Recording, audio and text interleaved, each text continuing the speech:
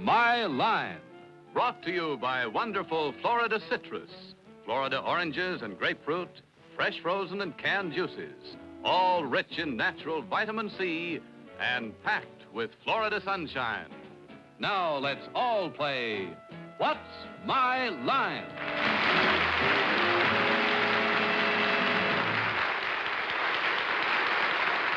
And now let's meet our award-winning What's My Line panel.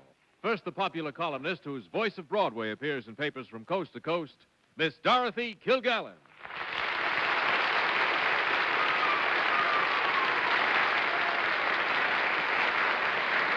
Thank you, ladies and gentlemen. It's a great privilege to have back with us again a wonderful actor who is just about to leave for Hollywood to play in a science fiction movie called The Fly, Mr. Vincent Price.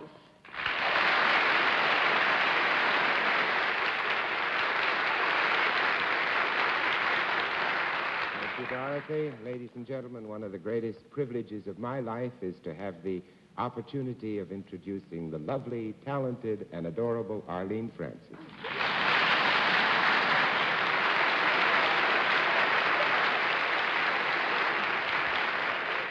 I want you to come back often. Thank you, dear.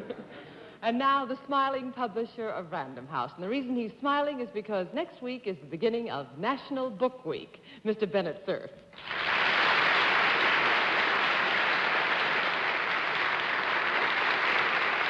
Vincent, it's nice to have you with us tonight. I certainly hope the price is right tonight. This book week that Arlene's talking about is just to reacquaint the public with the fact that there are thousands and thousands of books in all the bookstores and libraries all over the country just waiting for you to find them and find the infinite joys and learning you can get out of all of them. And through no strange coincidence, one of the people who's going to help us for this week is our own superb panel moderator, John Charles Bennett.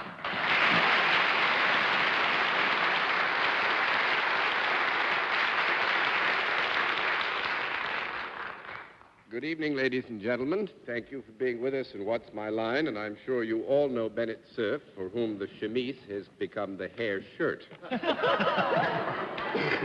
Bennett decided to take on the new fashions last week, and he hasn't begun to get through the telegrams yet. Wait till he gets to the letters. And he may not be able to get through some of the occupations that we've lined up for Mr. Cerf and his colleagues on the panel tonight. We will also have a famous mystery guest before the panel a little bit later in the show, and we'll meet our first challenger in just... All right, now let's meet our first contestant. Will you come in and sign in, please?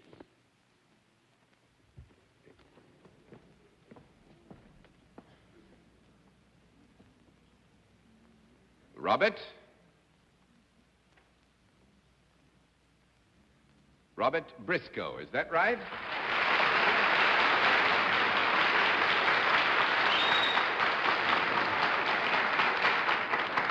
In fact, to be more correct, and panel, we know that you recognize our first guest tonight, the Honorable Robert Briscoe, former mayor of the city of Dublin, and a man whose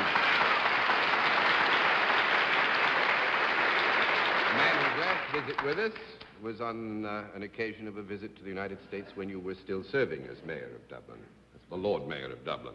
Now, panel, the whole purpose of this is Mr. Briscoe, needless to say, has some other activity to account for his success and the affection in which Ireland holds him than being Lord Mayor of Dublin. And you are tonight to try to find out what it is that Mr. Briscoe is interested in besides politics. Now, would you come over here and join me, please, sir? Not very good if you're pulling things out of hats. Are you familiar with the way we keep score, sir? I am, yes. All right. In that event, let's let the folks at home and the friends in the audience here in the theater know exactly what your other line is.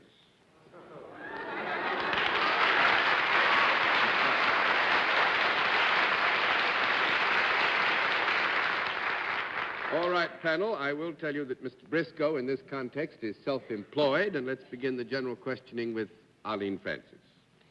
Well, Mr. Briscoe, self-employed. Is there some product in what you do, Mr. Briscoe? Yes. And is it a useful product? Very useful, yes. Is it found in this country? Yes. Is it anything that is edible? Yes. Is it something that grows above the ground?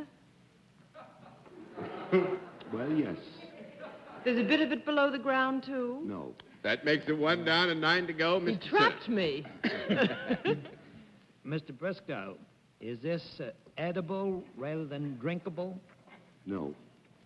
Sorry, is it edible rather than drinkable, Oh, sir? sorry, yes. Say, I thought you said or... No, rather than drinkable. Oh, yes. I mean, it's not like that. Anything to do with that wonderful Irish whiskey in it. No. Would you be able to buy this product, this foodstuff, in a package at any time? Yes.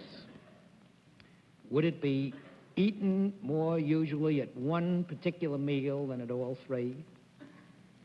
Yes. Would that meal be dinner? Yes. Would it be served somewhere during the middle of the dinner rather than at the beginning or the end? Yes. It could be. I think, actually, may we have a small conference? Yes, you may, John.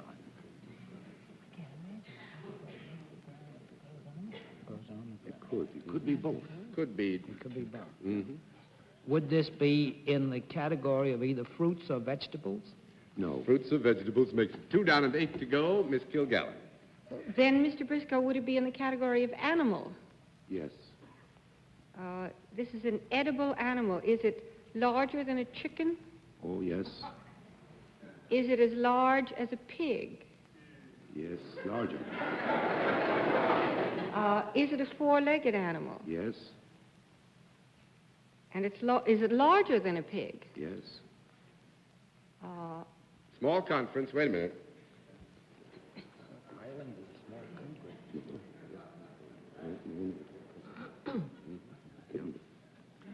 All right, Dorothy. It's larger than a pig. Yeah. I have a feeling you're going to get me on some definition now.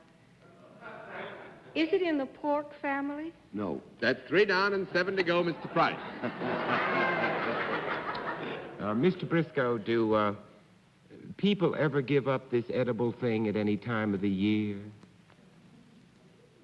I mean, do they eat it all times of the year, or is it a specialty product? It's a specialty product, yes. It's a specialty and it's eaten product. all the year round. It's a specialty product, and it's eaten all the year round, Vincent. Oh. It looks like you get a... Yes. Yes, that's it. Yeah. That makes it 4 down and 6 to go, Miss Preston. Well, I got no answer out of Maybe, that one. maybe Vincent meant, could you give it up for Lent? I think we should give it up for Lent. This animal, does it have fur rather than hide? An edible fur? Goats? Hey, there's been no Goats for a alone. conference. Stand to, stand wasn't to, a Mr. conference. Cerf. Not Briscoe, now, please. this is Mr. my Cerf. chance to tell you, I hope you get elected again as Lord High Mayor. You don't like this product he's got, huh? Look here, hair shirt, sir. Flattery will get you nowhere. Ask some questions. Would this animal be in the cattle family? Yes. It would. Yes. Then it has, is it something that comes from the carcass of a cow? Yes. Oh, it's not pork, for goodness sake. No, but it's fur. Fur on a cow? All cows I know wear fur. Haven't you seen Arlene's lovely cow coat? Beautiful. Calf skin, certainly.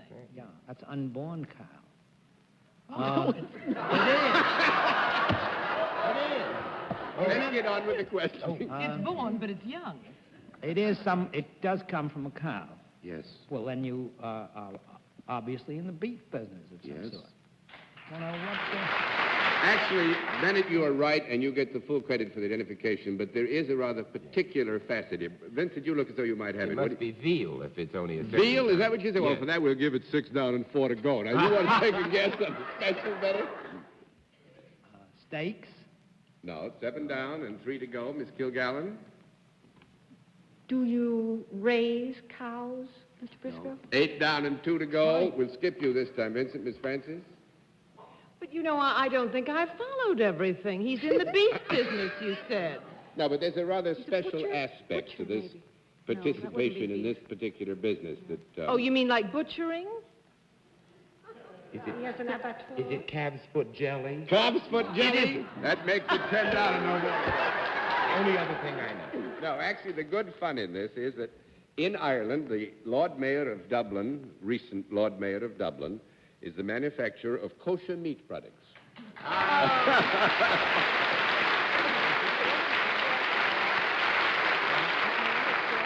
And I do want to say that, actually, of course, Mr. Briscoe's interests in Ireland are widespread. This is one of his activities, but we thought it was one that, and he did too, that we would all have some fun with tonight. We did.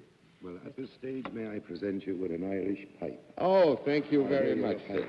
I am that. Mr. Briscoe, Thank you. could I ask you a question? Might I ask you a question? Certainly. The Dublin Theatre Festival just banned plays by O'Casey and Joyce, I believe. Don't you think this is indefensible? Well, first of all, you are again, as I experienced last year, accepting statements as facts, and you are asking questions on things that don't really comply with the facts. There is this theatre festival for our tourist season, and the Theatre Festival Council were considering taking on two plays, the two you mentioned. In the case of the O'Casey play, Mr. O'Casey refused to have certain technical changes made in his play, which made it impossible to put the play on within the limits of our theatre, the festival director. And in the case of Joyce, it isn't actually a Joyce play at all. It's some kind of script which somebody has written from a Joyce play, and it was found rather not to suit the requirements because there were certain items in it which they wanted to take out and which this producer refused to allow to be taken out. So therefore, they had no alternative but to cancel any arrangements they were entering into. Now, it has nothing to do with the church or with the censorship body forbidding these plays. We are as broad-minded and as civilized and as sensible as you people are here. Well, but that leaves the world lots of room. seems to what the world would like to suggest, some people would like to suggest, that we adopt these narrow measures because we are a Catholic country. I am a Jew, and I'm quite happy to live in that country and live as these things are decided. If I were this year, as I was last year, chairman of the Festival Council, I would also have taken the same line as was done this year. Here, here. Thank you, sir. Thank you very much for being here.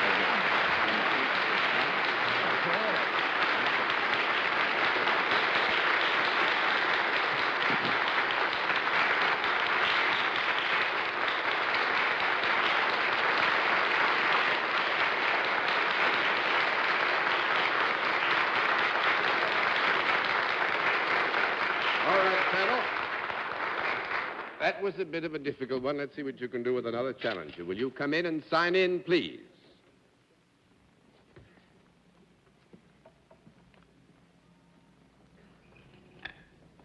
Mike Stoller, is that right? And Jerry Lieber, is that right?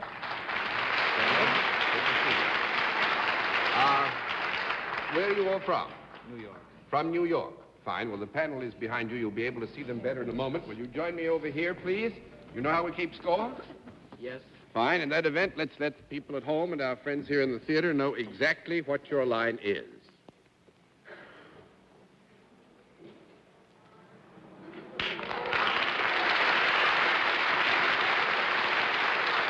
All right. Panel, Mr. Stoller and Mr. Lieber are self-employed. With that, let's begin the general questioning with Vincent Price. Gentlemen, do you deal in a service or services? Yes. Yes. Does your service apply to both men and women? Yes. Does what you do to men and women make them happy? Sometimes. Huh? Sometimes. Sometimes. Sometimes. Well, does it ever make them unhappy? Perhaps. It would pretty much depend on how the individual received the services that the gentleman offered. Well, do you ever actually inflict pain on people? No. No. Not intentionally. Not intentionally. No, I don't think, since pain is a physical sensation, no. That's 1 down and 9 to go, Miss Francis. Do you do any kind of detecting in your work? No. 2 down and 8 to go, Mr. Cerf. Gentlemen, do you compose or design anything? Yes. It can't be. Have you gentlemen got anything to do with ladies' fashions? No. Oh, Bennett, you look like the cat who just got the whole saucer full of cream. 3 down and 7 to go, Miss Kilgallen. Well, if you don't design ladies' fashions, do you compose music? Yes. Is it rock and roll? Yes. Type? Yes. That is Mike Stoller and Jerry Lieber have collaborated as songwriters for, I guess, about 7 years, haven't you? That's right. Go ahead, give us the titles. Hound Dog and Jailhouse Rock, and I think your big new hit is and you must excuse me for asking the question, but I have to kind of absorb this from my youngsters, is Don't. Isn't that right? That's right. It's Don't. But they've had a very successful career as composers of rock and roll music, and it's a fad in the country, and congratulations to you Is both. Don't the same as Don't Let Go? No. No. Oh, okay. You're all the same. It's a little confusing, Dorothy, but don't you worry about it. But actually, the effect or the popularity of the music is fascinating. Hound Dog sold something like 5 million records, didn't it? That's right. Yeah. That's right. And it's... That's no excuse. What made you think of writing a song called Hound Dog? Money. Well, nothing really. Because the song I like that they wrote, and Vincent, I think this is your best one, too. I think you'd like this one, is Black Denim Trousers and Motorcycle Boots. Yeah. That's Vincent. Well, we don't mean, actually, you both won very great success, and congratulations to you. I hope you have a chance to enjoy it and to go on and perhaps do more serious things in music, which you may want to do. I don't know whether you do or not. We're planning on it. Are you? Good. Fine. Vincent just said something that I think shouldn't escape the television public. He said, they must be so rich they can hardly talk. Well, thanks very much for coming to see us. Mike and Jerry, will you say hello? Thank you. Good to see you.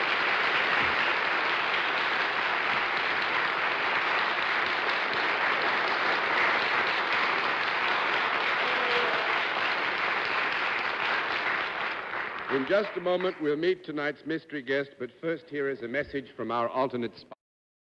And now we come to the special feature of our program, the appearance of our mystery celebrity, for which I ask my friends on the panel to blindfold themselves.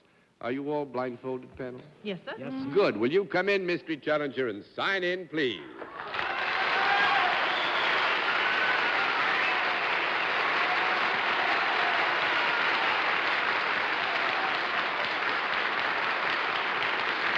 All right. Panel, as you know, in the case of our mystery challenger, we go to a different form of questioning. You will ask one question at a time in turn, moving clockwise, and let's begin it all with Bennett Cerf. What tumultuous greeting would seem to indicate that you have something to do with the entertainment business. Is that correct? Yes. Miss Kilgallen? Do you sing? No. 1 down and 9 to go, Mr. Price. Are you an imitator? Well, I mean an original imitator. No. That's 2 down and A 8 mimic. to go, Miss Francis. Do you perform either in pictures or television? Do you perform either in pictures or television? I do. Mr. Cerf? Are you one of the stars of the bridge on the River Kwai? No. That makes it 3 down and 7 to go, Miss Kilgallen. Do you have anything to do with an orchestra? I've fired a few. What? I didn't No, I hear think that. the question here, I didn't hear the answer.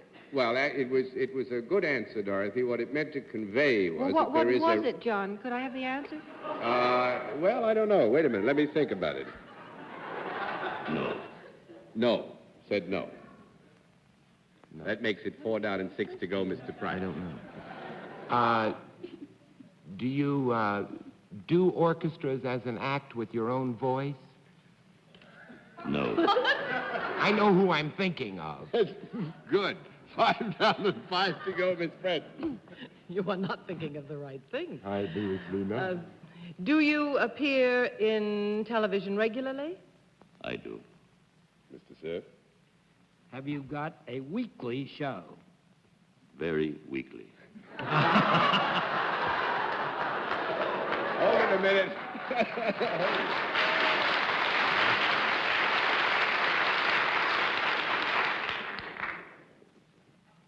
I don't think I cleared up whether he has anything to do with an orchestra or not. No, wait a minute, Dorothy. Before we go to the orchestra, I think it's only fair to Bennett to review his question. Was your question specifically, do you have a weekly show? Yes. I think And we the have answer to was give very you... weak. Very weak. Well, actually, it's so weak you'll get a no. That's 6 down and 4 to go, Miss Kilgallen. Now, you want to go to the orchestra, Miss Kilgallen. No. Well, I'd like a clarification if it wouldn't count against me for the second time. No, actually, the question as you posed it was first answered humorously and then more specifically so that you would not be misguided. The answer was put simply as no. Oh, well, all right. I'll ask this question. Do you play or attempt to play a musical instrument? No. That makes it 7 down and 3 to go, Mr. Price. Do you play anybody's father on television? Gee, I hope it isn't a woman. No. No. That makes it 8 down and 2 to go, Miss Benson. There was quite a laugh on Weekly when Bennett asked that question, and you cleared it up, and the answer was no. Now, does that mean that you appear more than once a week on television? Like all the time. All the way. What does he mean? You mean That's daily? yes. Yes, Bennett. Daily, that's John. Would you have anything to do with the broadcasting of or discussion of news? No. 9 down and 1 to go, Miss Kilgallen. Oh, Dorothy. Arlene has a weenie. Yes, Arlene, I do want a conference desperately. It might possibly be Jack Paar on the Tonight Show. Could it be on? Oh. Well, he's on every night. I know. All right, I'll ask a suggestion for which I give the full credit to Arlene Francis. Are you Jack Paar? Yes.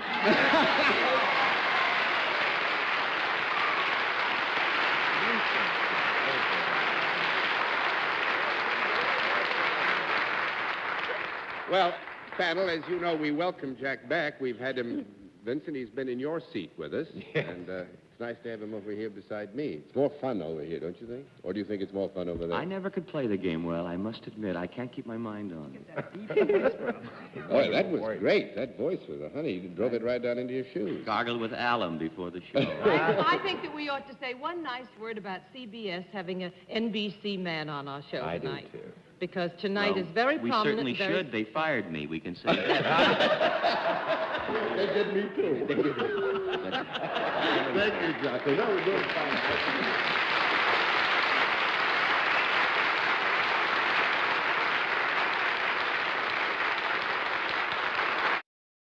Until next week, this is John Dady saying good night, Miss Dorothy Kilgallen. Good night, John. Good night, Vincent. Have night. fun in the fly. Thank you, darling. Good night, darling.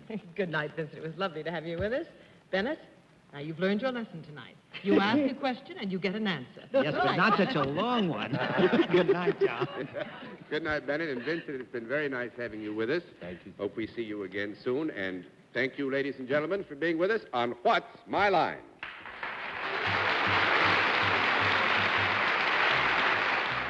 If you'd like to attend our broadcast and see the panel and our guests in person, write for tickets to What's My Line?